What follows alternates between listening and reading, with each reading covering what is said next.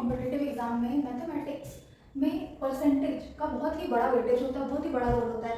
ये परसेंटेज हर चैप्टर में ना होकर भी आ जाता है।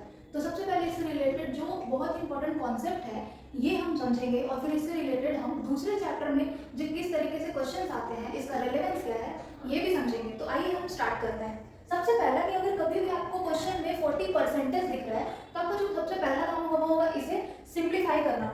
परसेंटेज का साइन जब भी हटता है तो नीचे डिनोमिनेटर में हम लोग उसे 100 लेते हैं, तो 0 से 0 कैंसिल आउट हो गया और ये 2 के टेबल से ये कैंसिल होके 2/5 निकल कर आ गया। और वहीं अगर 25% की बात है तो 25 डिवाइडेड बाई हम इसे 100 लिखेंगे और 25 के टेबल में ये 4 बार में कैंसिल आउट हो जाएगा, तो 1/4 आता है यहाँ से। फिर 30% की वैल्यू जो कि 30 डिवाइडेड बाई 100 है और 0 से 0 कैंसिल आउट होने के बाद 3/10 आ जाता है। सबसे पहले हमें ये सिंप्लीफाई करने आना चाहिए।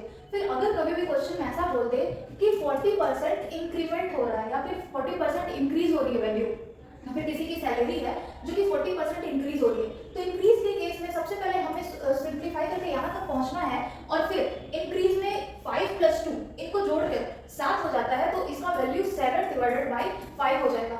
हमें ये स्टेप जानना बहुत ही ज़्यादा जरूरी है। फिर वैसे ही अगर 25% इंक्रीमेंट बोल रहा है तो सबसे पहले 1/4 तक तो हमें पहुंचना है और इसके बाद 4 में 1 को ऐड करके 5 डिवाइडेड बाई 4 लिख देना, मतलब जो वैल्यू है वो 1/4 ना रहकर 5/4 हो चुकी है। फिर वैसे ही अगर 30% का इंक्रीमेंट है तो इसको ऐड कर देना है, तो यहाँ पे 30 डिवाइडेड बाई 10 जो हमारा वैल्यू निकल कर आ जाएगा वो अभी 30/10 है। वैसे ही अगर यहाँ पर इंक्रीमेंट को ना बोलकर अगर बोले कि वैल्यू जो है वो डिक्रीज हो रही है, 40% डिक्रीज हो रही है, तो हमें यहाँ पे जो हमारा इनिशियल वैल्यू ओरिजिनल रेशियो जो निकल कर रहा है 2/5 उसमें इसे डिक्रीज माइनस कर देना है, तो हमारा वैल्यू 3/5 आ जाएगा। वैसे ही अगर 25% डिक्रीज बोला है तो हमें इसमें इसे माइनस करना है, तो 3/4 आ जाएगा। वैसे ही 30% डिक्रीज है तो 10 में से 3 को माइनस करना है, तो यहाँ से 7 डिवाइडेड बाई 10 आ जाएगा। ये वैल्यू जो है ये कैसे निकालना है, आई होप कि आपको बहुत ही अच्छे से समझ में आ गया होगा। इससे रिलेटेड हम क्वेश्चंस देखेंगे नेक्स्ट क्लास में।